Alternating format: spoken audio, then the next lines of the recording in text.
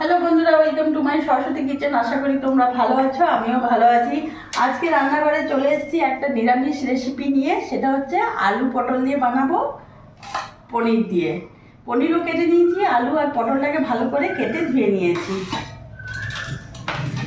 এখানে গ্যাস ধরিয়ে নিয়েছি, কড়াইও বসিয়ে দিয়েছি। রান্নাটা করব সম্পূর্ণ রিফাইন অয়েলে। তেল দিয়ে দিলাম।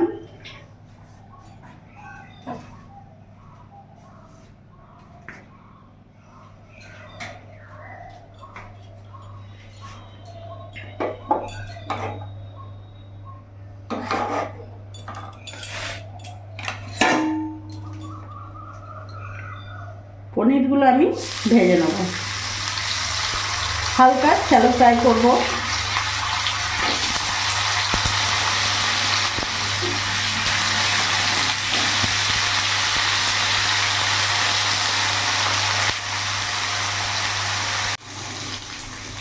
হালকা শ্যালো ফ্রাই করে নিয়েছি, এবার নামিয়ে ফেলবো।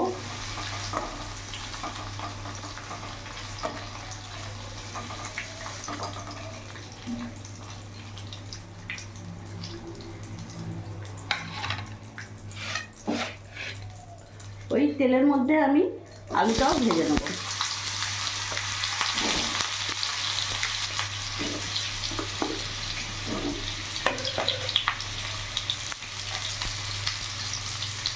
ওপর থেকে অল্প লবণ দিয়ে দিলাম, সামান্য অল্প হলুদ গুঁড়ো দিয়ে দিলাম।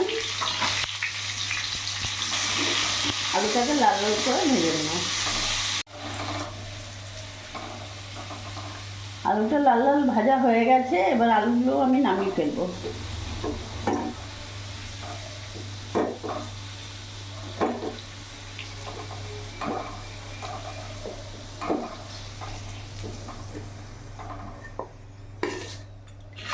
ওই তেলের মধ্যে এখন আমি পটলগুলো ভেজে নেব।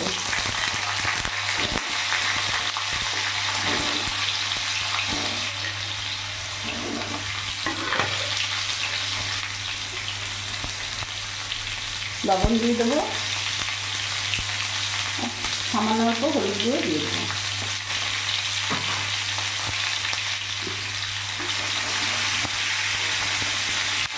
পটলটাকেও লাল লাল করে একটু ভেজে নেব। পটলটা এখানে ততক্ষণ ভাজা হোক, আমি একটা মশলা করে নেব। এখানে আদা, কাঁচা লঙ্কা, টমেটো নিয়েছি। গোটা জিরে নিয়েছি হাফ চামচ। এখানে 6-7টা কাজু আর চালমগজ আছে। সামান্য একটু জল দেবো।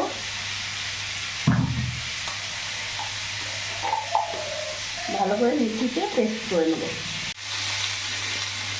পেস্ট করে নিয়ে আমি চলে এসেছি। এদিকে পটলটাও ভাজা হয়ে গেছে, আমি এবার নামিয়ে ফেলবো।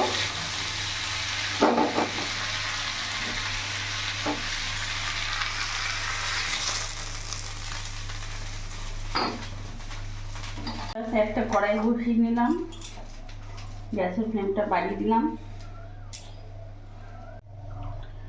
কড়াই গরম হয়ে গেছে, আমি রিফাইন অয়েল দিয়ে দেবো।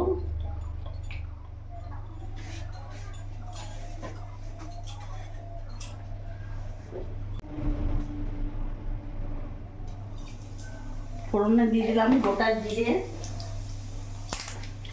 একটা তেজপাতা,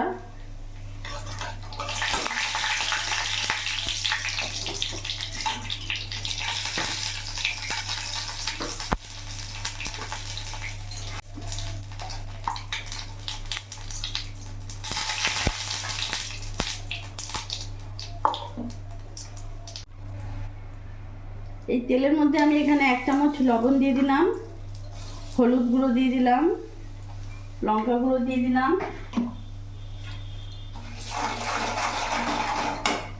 এরই মধ্যে মশলাটা দিয়ে দেবো।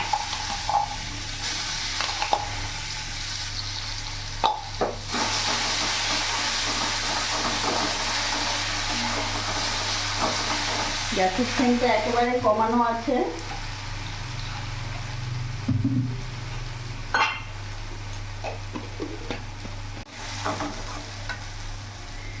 মিক্সি বাটিটা ধুয়ে একটু মশলার জলটা দিয়ে দিলাম।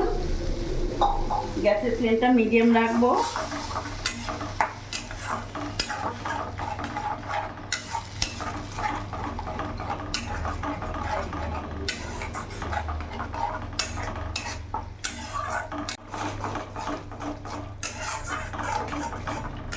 মশলাটা কিছুক্ষণ কষিয়ে নিয়েছি। এবার এখানে ভেজে রাখা আলু পটলটা পুরোটা দিয়ে দেবো।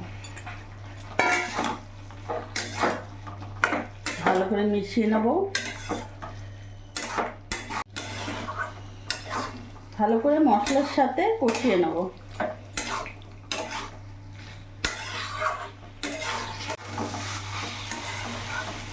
ভালো করে কষিয়ে নিয়েছি। এবার আমি জল দিয়ে দেবো।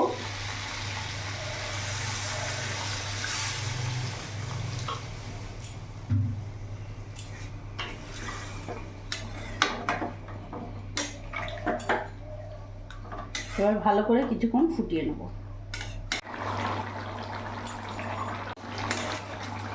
ভালো করে ফুটে গেছে। কিছুক্ষণ ধরে ফুটিয়ে নিয়েছি। এবার ভেজে রাখা পনিরগুলো পুরোটা দিয়ে দেবো।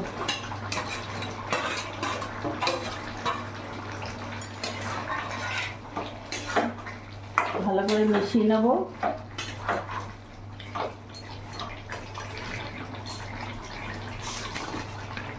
সামান্য অল্প চিনি অ্যাড করব।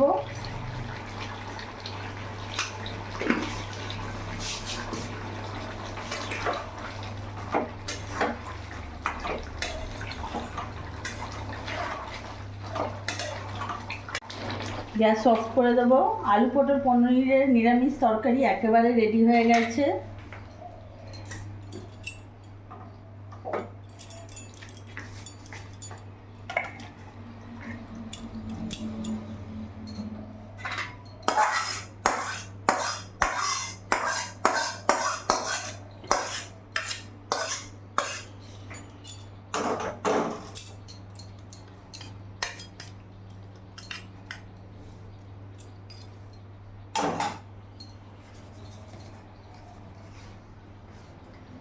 তো দেখলে বন্ধুরা, আমি বানিয়ে ফেললাম আলু পটল পনিরের রেসিপি রান্না।